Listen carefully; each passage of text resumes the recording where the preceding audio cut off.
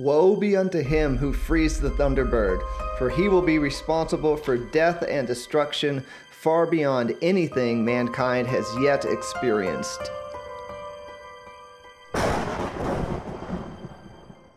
Now that we've got your attention, we're so excited to kind of invite you along on actually a hike to Thunderbird itself.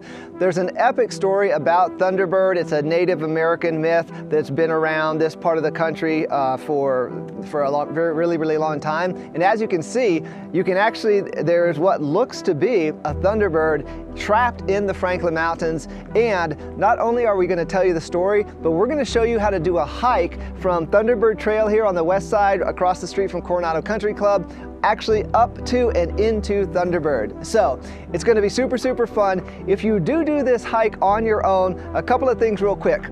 Number one, timing. Don't do this hike in the summer. Don't do it when it's 100 degrees out. You will die, okay? It's just too hot. And we're doing this hike in December. The weather it's 67 degrees out. It's sunny. It's beautiful. Number two, this sign says expert difficulty level. I would say kind of intermediate and beyond. This probably isn't a great trail if you're a beginner hiker or if your mobility is limited, because some of it is kind of rocky and that can be, unsettling beneath your feet. You don't want to like step on a rock, fall, twist an ankle, any of that.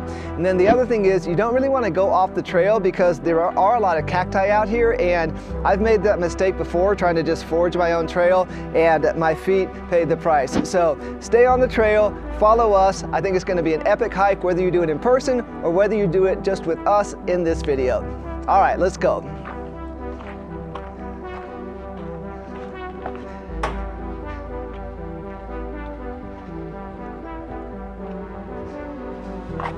Okay, so we just crossed the bridge. Now you do want to be careful because you want to make sure that you actually go towards Thunderbird. So there's a trail off this way.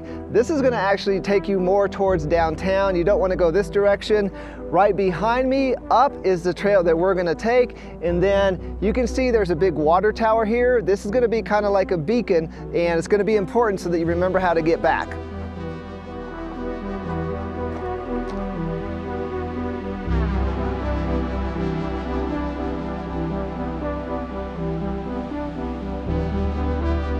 Legend has it that the Franklin Mountains have a distinctive shape resembling a Thunderbird on its west side. This Thunderbird has tails suggesting it can stir up violent weather, fly over the mountaintops, and snap up people as its prey using its huge talons. If you look on the west side of the Franklin Mountains, you'll see a natural formation of red clay or rhyolite band that goes along the mountain in the shape of a Thunderbird. This rhyolite is an igneous volcanic rock of silica-rich composition made up of quartz and feldspar crystals. The Thunderbird looks like its wings are outstretched and its head is turned towards the west. Native American legend, spanning generations across the continent, tells the tale of an enormous bird that is both highly feared and revered. This Indian mythology considered the bird a supernatural being of power and strength, especially here in El Paso, where the silhouette of a Thunderbird appears on the west side of the Franklin Mountains.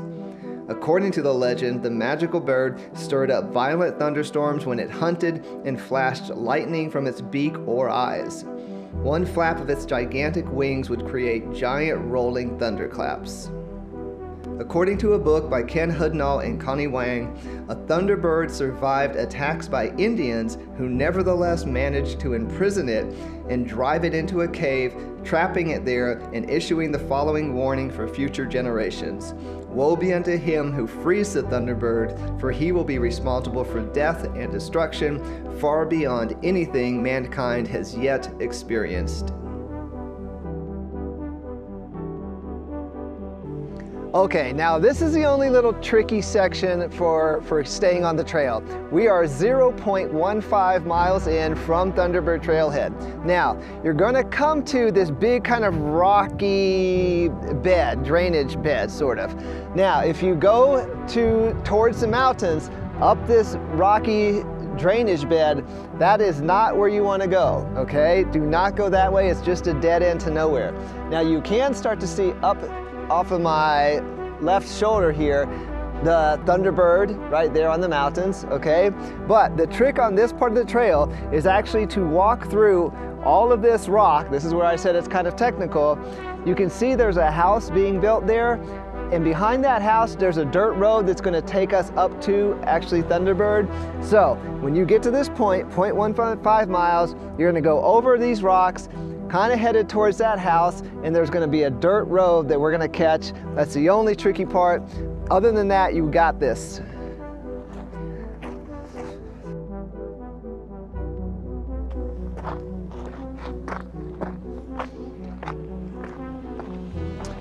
Okay, so hopefully you found that trail, you crossed that little river dry rock bed, and you made it to this dirt road.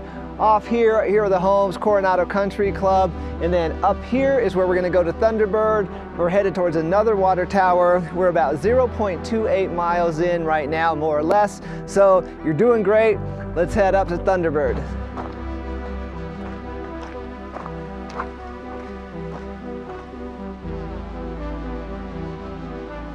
Okay, so we're about half of a mile in from where we started. Now, we're gonna stay on this dirt road and we're gonna go up towards that water tower and then veer off to the right, exactly to Thunderbird right there. You can very, very clearly see we're looking right at Thunderbird. That's where we're going. Now, I just want to make a real quick note that there is an awesome trail here off to the left. We're underneath these power lines. I run this trail all the time. If you start going on this trail, you're headed north and you're going to go towards Cimarron Canyon, Lost Dog Trail. You could go to 375 underneath it and to Tom Mays. So there's a lot of epic trails in here if you're looking to do that. But we're not looking to do that. 0.5 miles. We're going to keep going this way right into the heart of Thunderbird. Hopefully we do not wake it up.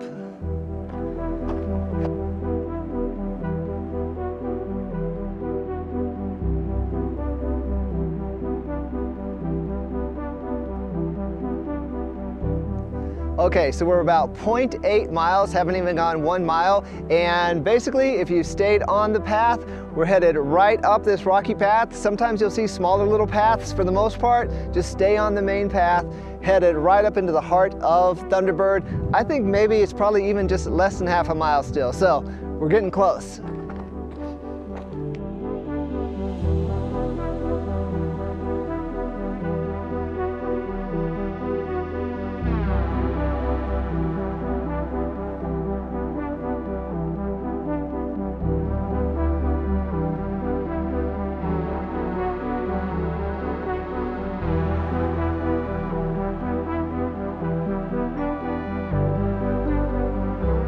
All right, so we made it. We went about as far as you can into this canyon here.